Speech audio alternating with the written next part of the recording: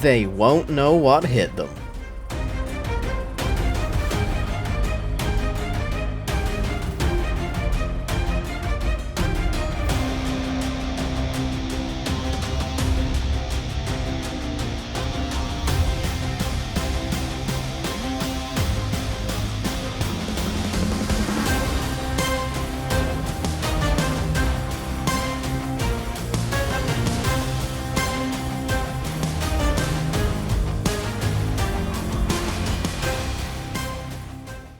There's just something about the sweet, sweet taste of revenge that's just so satisfying. It kind of fills the soul a little bit.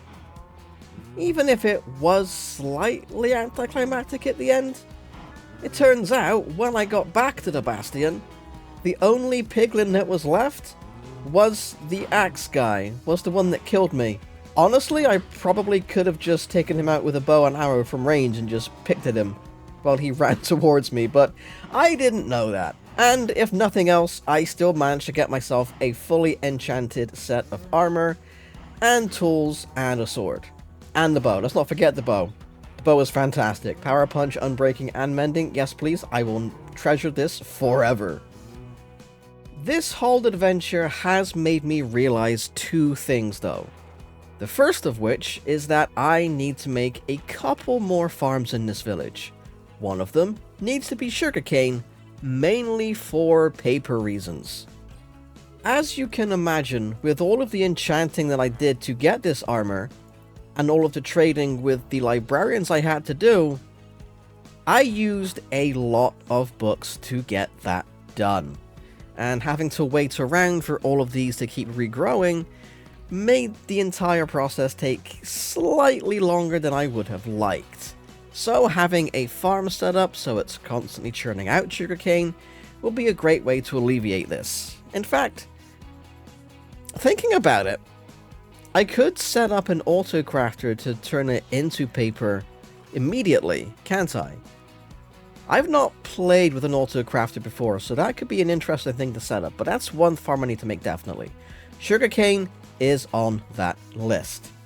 The second farm I need to make is kelp, which might be a bit of a strange thing for me to say all of a sudden, but let me explain.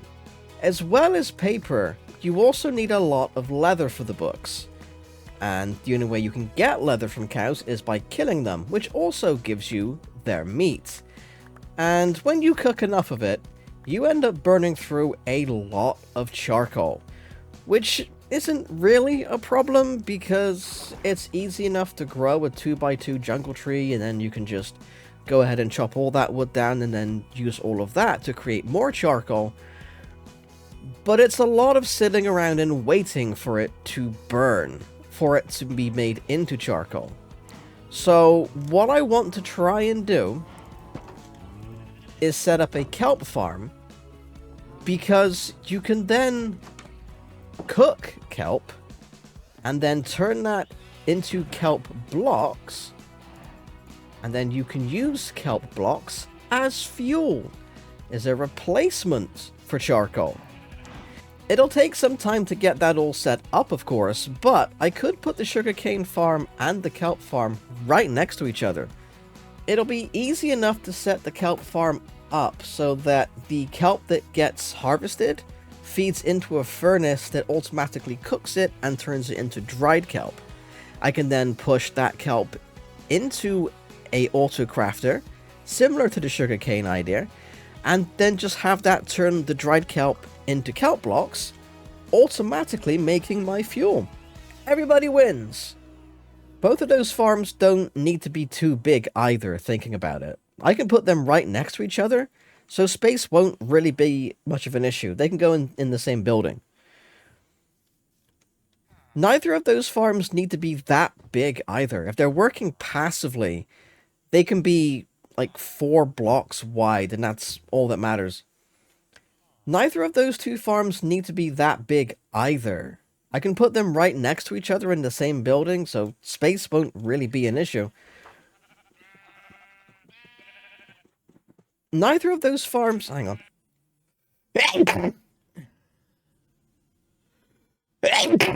Oh my days.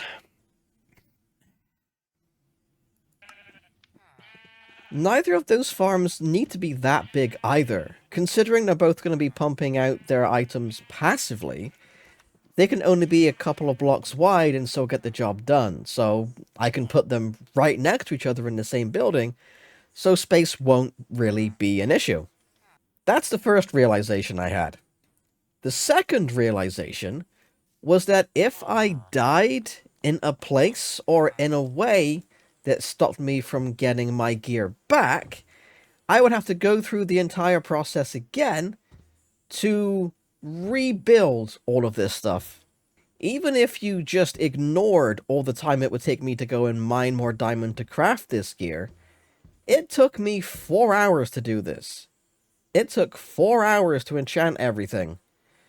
That's 4 hours I don't really want to spend repeating the same process over again. So what I'm going to do is build a trading hall. Of course, if I'm going to be building a trading hall, this does raise the question of where is it going to go? I don't really want to start expanding the village too much just yet, so that really only leaves a couple of places.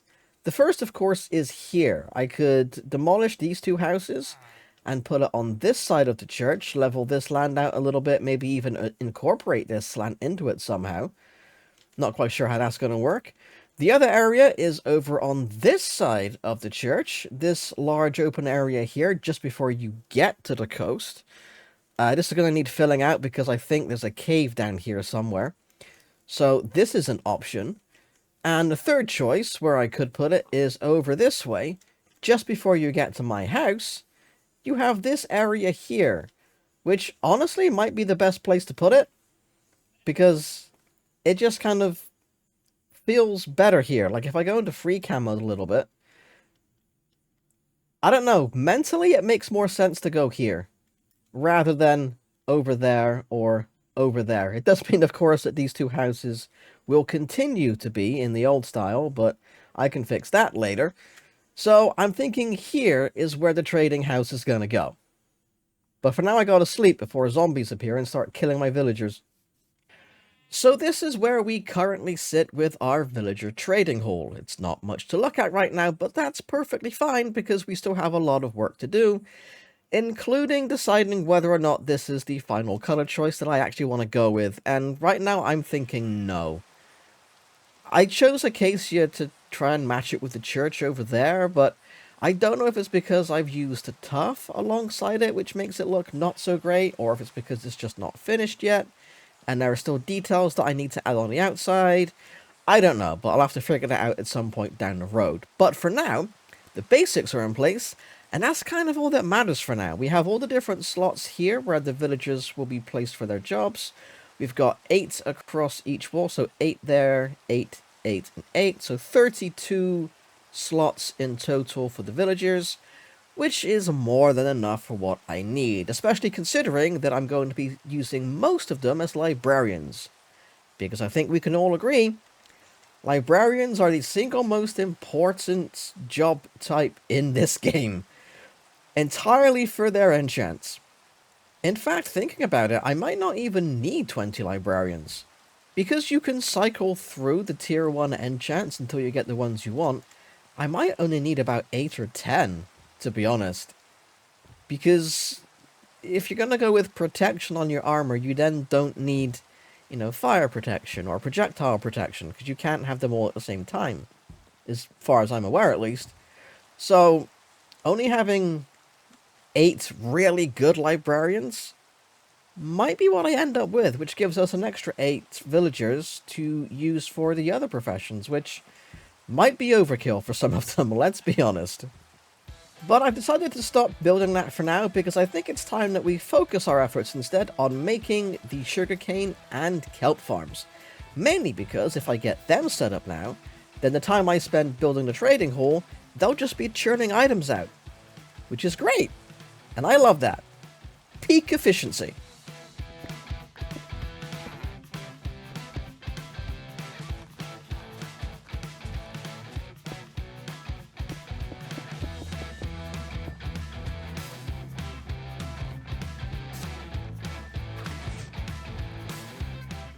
So it turns out I may need to rethink my positioning of both of these farms. They both work, they're both functional. We've got the sugarcane farm on this side, and then over here we have the kelp farm growing nicely over there in the water. But I might need to rethink where they currently are, because I forgot how much space you sometimes need for redstone and its associated contraptions. So this area that I mined out to put these farms in currently is looking a little bit cramped. It's not exactly what I had initially envisioned, but like I said, it works, and that's the main thing. But we're definitely going to be rebuilding this at some point. Not now. Not now. We're not doing this now, but in the future, yeah, I need to give this more space. But before I get into that, let me show you how these work. So the sugarcane farm, very simple. We have our row of sugarcane there, and then we have an observer up there, which is attached to these pistons at the back. Now the observer is checking this block here in the gap where the glass is, and then as soon as this sugarcane grows up to the third tile up here, the observer triggers, the pistons fire, and then all the sugarcane gets broken, and then it falls onto the floor. And then for a collection device, you might be able to hear this in the background, we have a very simple rail system set up with a minecart on, and this just keeps going back and forth, collecting all the sugarcane that falls onto the ground, and feeds it into this hopper, which in turn feeds it into this crafter, which I have set up to only allow 3 pieces in, and then once 3 pieces of sugarcane come into here, a piece of paper gets crafted, and then because I've got a bit of redstone set up here, once that gets filled, it fires the paper into this water channel, which then comes down here into this bubble column, which then goes up into the kind of shop area I've begun building, which then feeds into another hopper, which then in turn feeds into a chest round the front, right here.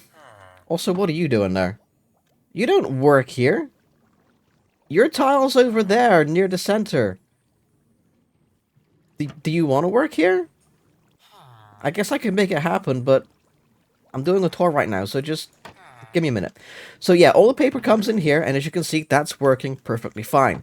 We've got the second farm over here, the kelp farm, doing kind of the same thing, feeding into here the dried kelp blocks. With that farm, however, I'm drying out the kelp first into the dried kelp, because that's what happens when you dry it out. And then I've got a crafter set up to make the blocks, which then get deposited here. Now, initially, I did want to have a system set up so that once there were enough pieces of regular kelp in the furnace downstairs, it would send a piece of a kelp block into the furnace to cook them, but that it wouldn't just send everything into the furnace, because the kelp farm down there is not big enough for that. But I couldn't quite get it to work. No matter what I tried, the system never really became what I wanted it to. I always ended up just constantly feeding the kelp blocks into the furnace, so I've given up on that for now. But that is something that I will look at again when I redesign everything and I've got a little bit more space. So for now, what I'm doing is I've got a second chest here on top of a hopper, and then whenever a new delivery of paper is made, I just take one kelp block from here, put it into there, that then automatically goes down into the furnace, and then we just keep doing that over and over. Again, I'll re-look at that entire system and see if I can make it work the way I want to, but for now, this system works, that's perfectly fine. But a redesign is definitely needed. The problem is, I built the shop upstairs first, and then tried to make these fit within the footprint underneath it. And I think that's not the way you should be doing redstone. What I should have done is mined down further, because as you saw, we're not that far from the surface down here. I should have mined down further, mined out a bigger, larger area. Then I could have properly separated both of these out, given myself more space to work with, and then it would have ended up looking a lot better. As it stands right now, I don't even want to decorate this place. I want to just forget I ever did this, make a bigger area for this, and then we can look at making the farms look nice once they're actually working again. But that's a much later thing. Like I said, the farms work, and that's all that matters at this point in time. And that is going to be it for this episode. That's where we are going to call things for today. It's a bit of a shorter one, I apologize for that. However, while I was underground making all the redstone stuff for my farms, it did give me an idea for something else I want to try building underground. Something I haven't built underground before, so that's going to be an interesting thing to see if I can even do it in the first place. And as well as that, we still need to finish the trading hall, so next episode should be back to a regular length. But until then, hope you've enjoyed this, thanks for watching, and I'll see you next time.